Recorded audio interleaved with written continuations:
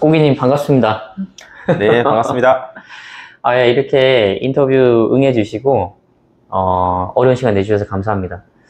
자, 오늘 얘기할 주제는 스타트 기업. 사실 스타트 기업 경험이 많으시잖아요.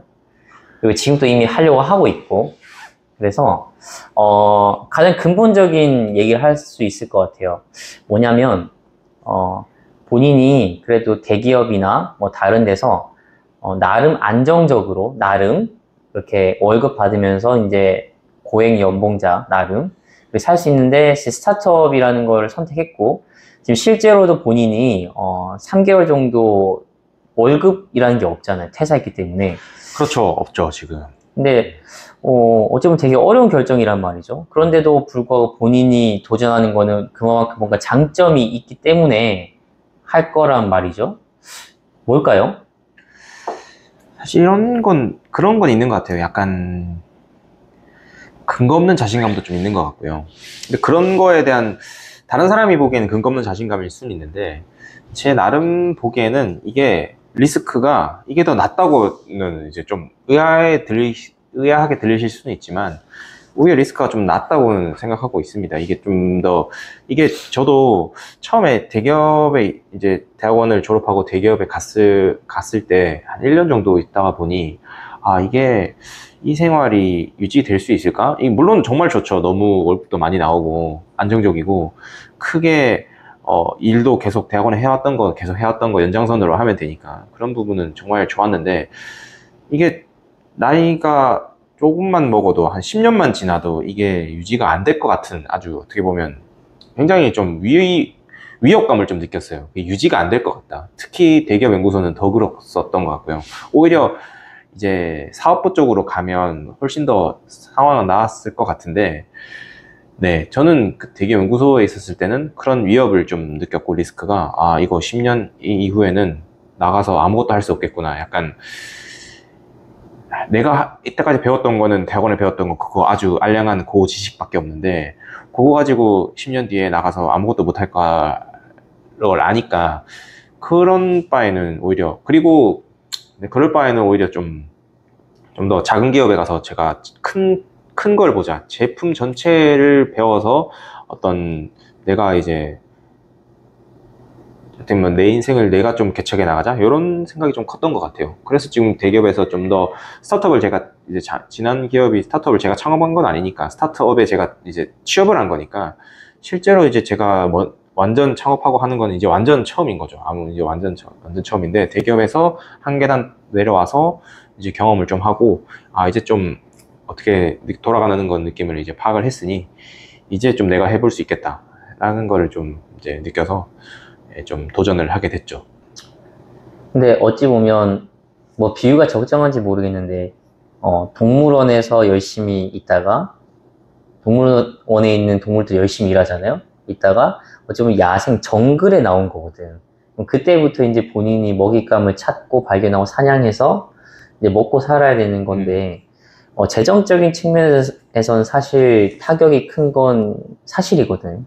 근데 그럼에도 불구하고 도전하는 거는 오히려 대기업보다 이렇게 스타트업 하는 것이 더 안전하다라고 판단을 했기 때문이고, 그리고 본인의 인생을 길게 봤을 때 그게 더 나을 것 같고 본인의 성장이 더 좋을 것 같다 생각하는 거 맞나요? 그렇죠.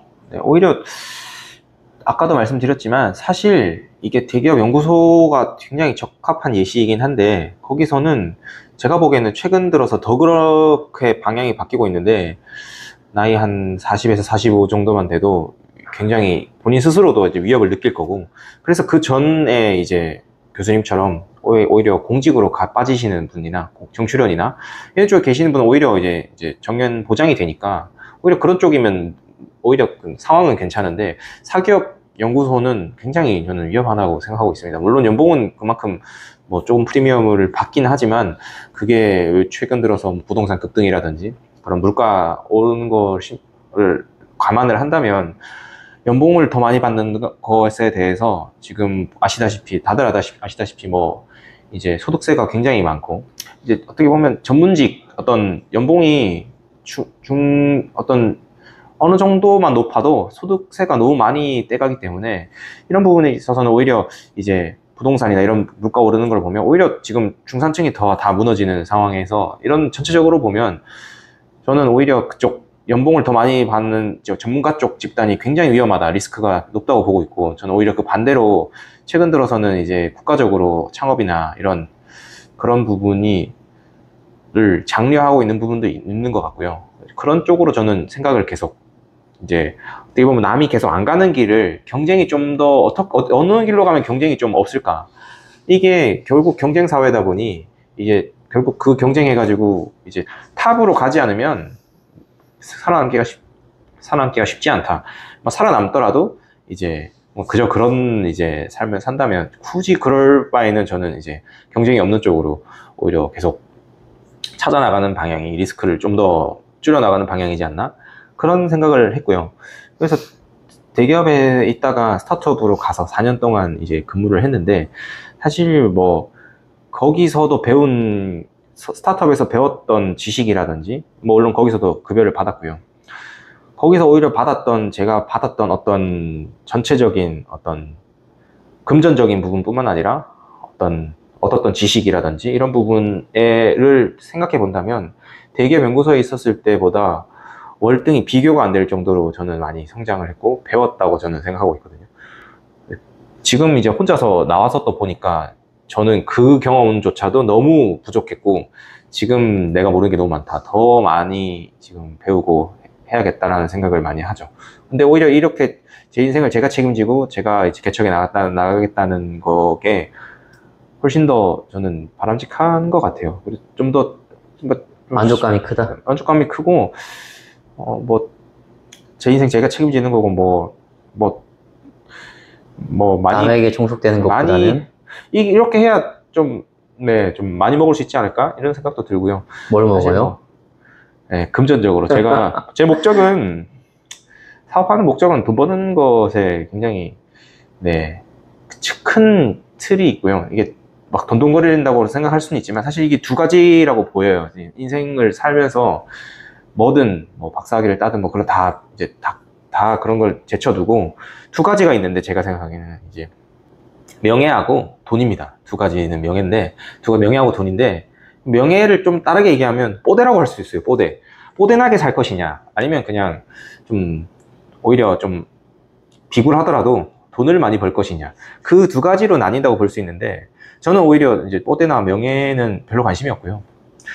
돈 많이 버는 것에 대한 관심이 굉장히 많고, 그 관심으로 인해서 이제 삼성전자 연구소를 퇴사를 한 결심이 굉장히 크고요. 이제 스타트업에서도 이제 오히려 스타트업에서 금전적으로도 삼성전자보다는 더 많이, 이런 말은 하면 좀 그렇지만, 뭐 저는 이런 말은 하고 싶진 않은데, 오히려 저는 그런 기회들이 스타트업이 훨씬 많은 것 같아요. 이제 중소기업이나 중견기업 이런 취업하는 것들도 굉장히 많이 배울 수 있고, 제품적으로 배우는 부분에 대해서 훨씬 더 기회가 많다, 그런 생각은 합니다. 너무 많은 주제를 그냥 막 말하고 있는 것 같은데. 잘하셨어요. 또 다른 질문 있으신가요? 근데 말하는 것도 굉장히 공감이 됩니다. 어찌 보면 자기가 하고 싶은 일, 그리고 자기가 펼쳤을 때 자기가 펼친 만큼 보상을 받고 이득을 받는, 그게 제일 좋은 거고, 그게 어찌 보면 야생이죠. 못하면 굶어 죽고 잘하면은 아주 풍족하게 왕처럼 살 수 있는 게 약간 야생 아닐까? 약간 거기서도 교수님 죄송합니다. 야생이 저도 사실 이게 물론 많은 사람들이 두려워하고 그런 부분도 저도 두렵죠.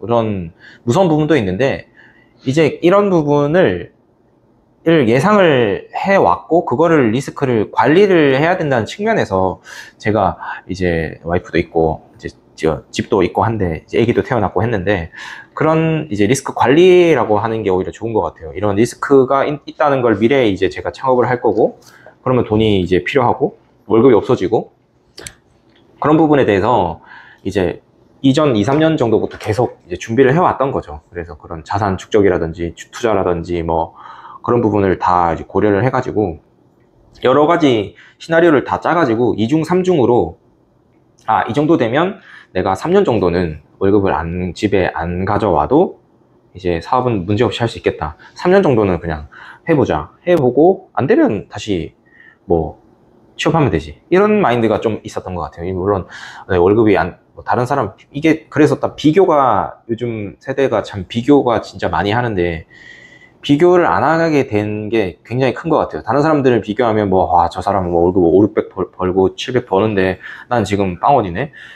이런 비교가 이제 그 고통의 시작이고, 그걸 안 하게 되는 순간부터 이거 내가 내 만족하려고 사는 건데 나는 그냥 2, 300 벌어도 지금 우리 가족 먹고 사는데 문제 없고, 지금 내가 지금 잘 되면 600, 700이 아니고 막말로 수십억을 벌 수도 있는 거고, 그렇게 가는 게 오히려 좋지 않나? 이런 생각은, 이거는 이제 개인적인 생각입니다.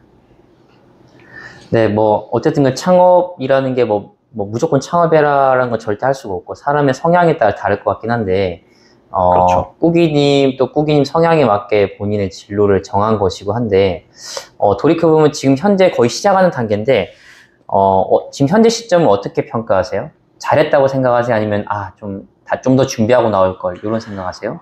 저도 그 부분에 대해서 굉장히 할 말은 많은데, 저 7월 10일에 퇴사를 했거든요. 근데 그 전 올해 초부터 사실 개인적으로는 준비를 하고 있었어요, 계속. 이제. 그런데 진짜 많이 준비했다고 생각했음에도 불구하고 부족하더라고요. 저는 7월 10일 딱 됐을 때, 이 정도면 내가 그래도 한번 해볼만 하다라고 생각했는데, 나와서 보니까 이게 안 돼 있던 게, 준비가 안 돼 있던 게 너무 많았던 거죠. 그거를 혼자서 다 할 수도 없고. 그래서 그런 부분에 있어서는 진짜, 근데 사실 이게 쉽진 않은 것 같아요. 직장인들한테 창업하는 것도 물론 결심하는 게 쉽지도 않고, 직장 생활 하다가 그거를 이제 창업을 하게 되면 이제 모든 걸 다 자기가 해야 되거든요. 진짜 쉽게 말해서 그냥 우리 창업을 하잖아요. 근데 사람을 뽑아야 되면 연봉 계약서가 필요해요. 그 연봉 계약서도 원래 누가 작성하죠? 원래 경영관리팀이나 회사에 아니면 학교로 치면 교직원들이, 그 담당하는 분들이, 공무원이면 다 있을 텐데, 이제 창업하면 제가 해야 됩니다. 그 연봉 계약서부터 제가 써야 되고요. 각종 규정이나 이런 것들, 취업 규정 이런 거, 그런 게 이게 이제 다 닥쳐버리니까 그게 한두 개의 예시에 불과한데, 이게 자금부터 해서, 저는 원래 이제 기술쟁이니까, 공학 엔지니어니까, 사실 이거 제품 개발만 하면, 아이템만 딱 나와가지고 이제 기술만 우수하면 팔리겠지?